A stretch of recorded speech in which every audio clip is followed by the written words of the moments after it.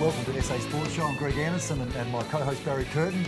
I got the call up again, Barry. How good's that? You got the call up again. Yeah, fantastic. Fantastic, mate. Yeah. Made my week. It does. When he doesn't turn up. Makes my week. Exactly. Who?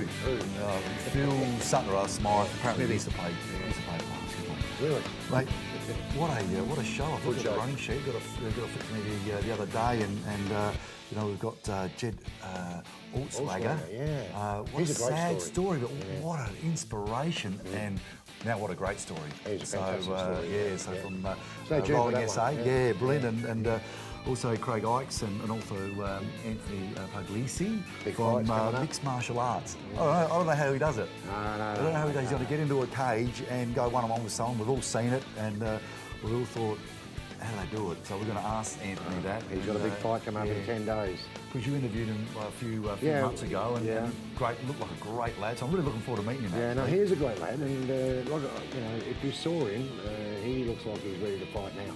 He'll fight now. He'll fight you. Will he fight you now, perhaps, when he comes on? No, not me either. No, that's right.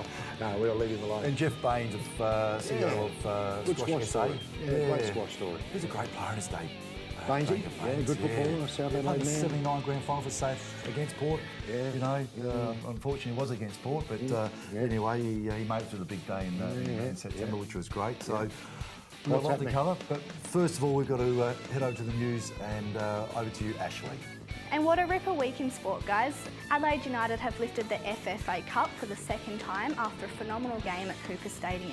Craig Goodwin was simply outstanding against Sydney FC, bagging both goals for the Reds. The boys will take on the Central Coast Mariners on Sunday, looking to get their first official win of the A-League season. In basketball, the Adelaide 36ers have fallen to the New Zealand Breakers by 20 points. Harry Froling was a standout for Adelaide, flirting with a double-double and an impressive effort at the defensive end. With a home crowd advantage, the 36ers will play the Brisbane Bullets on Sunday. Still with the basketball, the Adelaide Lightning have put on a standout performance against Bendigo Spirit, sending the visitors home 28-point losers. Nia Coffey put on the show of the season with 21 points and a mammoth 20 rebounds. The Lightning will travel to Bendigo for a rematch tomorrow. To cricket, and the Redbacks have notched another Sheffield Shield draw, unable to close the Queensland Bulls. The Bulls put on a defiant final day stand after falling on the back foot.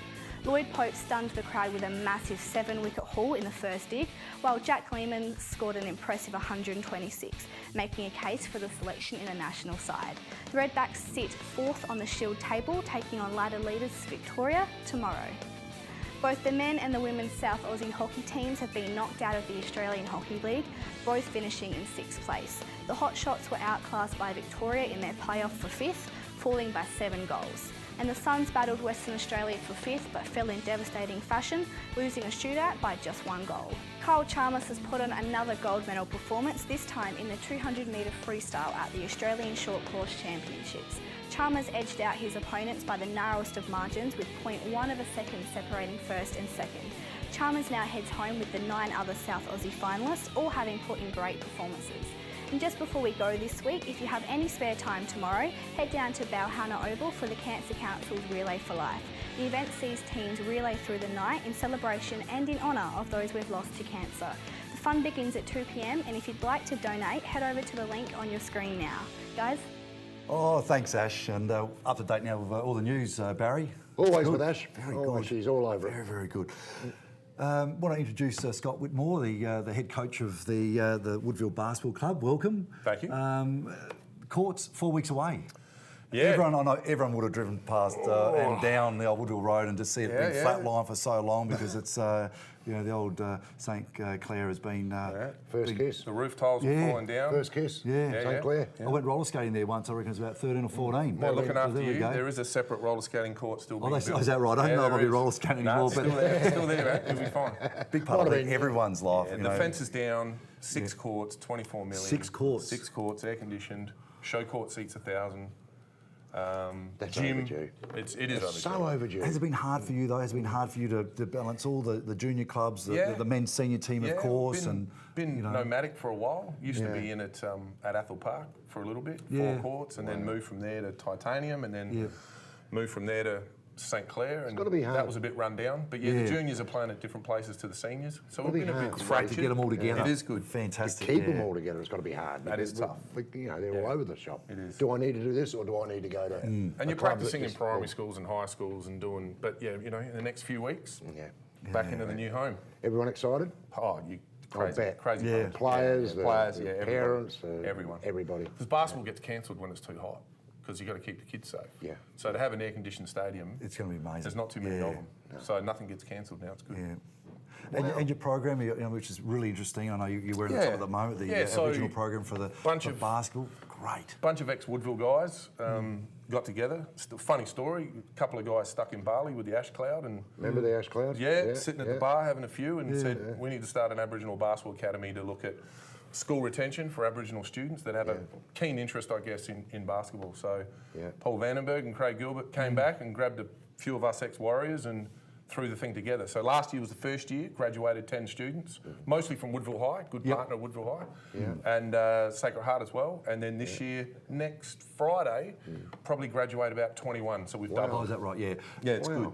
And that program you'll bring back to the new. We hope new to. courts? We're in Port Adelaide. You're in Port Adelaide at the moment. And then we've been looked after as best we can be, but you know we're giving education into rooms that aren't quite structured for it. So if we move it back into St Clair, big function space, 6 courts, and away we go. Because it's not just about the basketball as well. I mean, it's so you need the function rooms and basically the classrooms, don't you? Exactly. So the students this year, we partnered with SASS. They're our education partner. So we're doing a Cert 3 in fitness this year.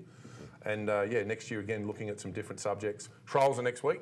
So we'll bring the kids in from all around metro schools and see how we go. Put them through their paces on the court. Check their school attendance, mind you. Very and important. then, it's a bit of a reward to be in the program. Now, these kids don't have to be a Phil Smythe. Or, this is the thing, isn't it? This is more about education. It is. And as you say, school retention. We have a couple of elite girls in the program now, by chance. They're playing in the Premier League for Western, for Forestville. But no, just a keen interest in the sport. Because, the pathway for us, I guess, is that education. So finish year 12, step into university, and then there's no gap. Okay. That's what we're looking to do. So you say you've got trials or you've got something coming up. It's a meet and greet, it's trials. We still get them to run through their paces up and down. We don't want them too far out of their comfort zone from a basketball point of view. Because a typical day would be get there at 8 o'clock, get up 200 shots with a coach, get into the classroom at 9, study till lunchtime, have lunch as a group, and then you're on the court for 2 hours in the afternoon going through your paces. Are you coaching much yourself in that particular I don't program? coach that group. No, we're lucky enough to have Tim Brenton You've coach done a that lot group. of coaching. I've done a bit, coaching, but so Timmy does that. Tim's former NBL player at the 36ers and also at Hobart. So Tim's the head coach. He takes care of that, and then we bring in some other coaches to support him as well. And just recently, the last couple of years, under 20 state coach, and I think you got the little gold medal and a bronze as well over sort of consecutive years. So. Got involved in that a couple of years ago as an assistant, which was good. And then the guy I was assisting to couldn't continue because his son was in the age group. So I took the team for a couple of years. Lucky enough to get a bronze in my first year and then, gold in Bendigo and then handed the team back to him. And is that right? Yeah, once his son... So you've taken all the medals. It's a big... Coaching the Woodville men and the state team at the same time is a big gig. It's all at the same time of the year. You did take 2 medals off him. I did. No, but then he went and got silver this year. So he stepped back in, Paul Regoni, and got that done. So we've had a pretty strong group. Yeah. What happens with these? Okay, you've got an intake coming up now, right? Do they play? Do they actually have a game against somebody? Do they pick a team and go and play? So we will organise internal scrimmages. We put them in the West Adelaide Carnival in the middle of the year as well.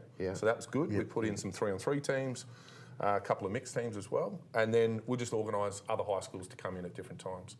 The one they look forward to is when they play us. Of course, we can't keep up. Not these days. 45 years old, all of us running up and down. But we'll organise as many games as we can for them during the year. Okay. And funnily enough, our first trip away, so in December this year, we're taking them over to York Peninsula for a bit of a cultural trip. Have a look. Have a look, do some fishing, see some local landmarks, and we've partnered up with another organisation, Incom Pro, and they're going to take the kids over there and give them a weekend. They're the ones looking that forward give to you the cultural lesson. They will indeed. I'm looking forward to it. I can't wait. Have you noticed over, I suppose, the last couple of years of our success of, I suppose, the South Australian senior team, the 36ers, that there's been more and more interest? Because we had a bit of a flat period there a few years ago with our basketball, and it's been brilliant the last sort of couple of years and the start of this year as well. We did. I think the more Australians that keep putting their best foot forward into the NBA. Yeah. I mean, nowadays we could field an Australian team just of NBA players. Yeah, yeah.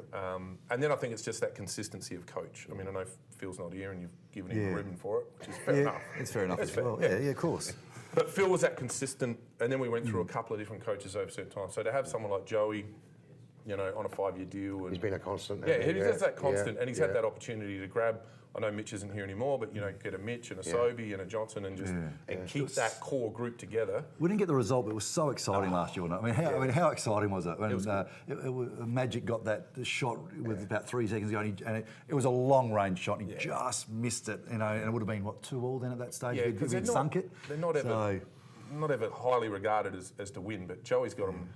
Oh, it is. It was great for South Australia and the interest of basketball, because we had a bit of a flat spot. And I think, look, Bogut back in the league as well. He's selling out gyms. I mean, I know when he came here, it was packed, and you know it's good for Sydney and good for the league. And if more of them that are finishing in Europe in the NBA come back to the NBL, then it's only good for the sport. I was going to ask you that question. I'll ask you that about our players playing overseas. If we had to pick a team tomorrow, would those players play for Australia? Would a Ben Simmons or Dante Exum, I think they would. These guys, would they play? Depends on their injury status as to where they're at, and also insurance is always a big thing. Yeah. And it always just depends on the time of the year. So now they're qualifying, but of course they're in the middle of their NBA, or just started their NBA season. So they're. Would you think that they were? I think they want keen to if play? they can. Yeah, absolutely. I think they want to. Because it'd be a fair side, wouldn't it? It was. We were lucky enough last year to have Paddy Mills. The Aboriginal. We had him at a luncheon, and you could just hear the passion in his voice when he was talking.